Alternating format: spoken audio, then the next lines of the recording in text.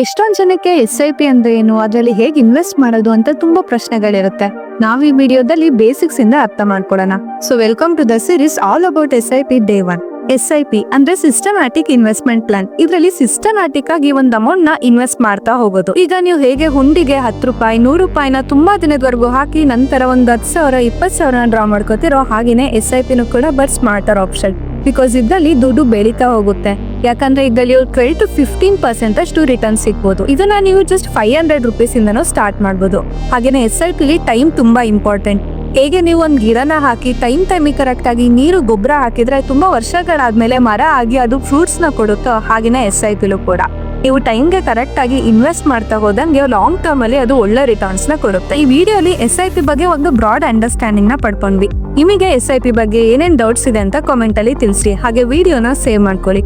Next ವಿಡಿಯೋಲಿ SIP ಹೇಗೆ work ಆಗುತ್ತೆ ಅಂತ ಡೀಟೇಲ್ ಆಗಿ ತಿಳ್ಕೊಳ್ಳೋಣ.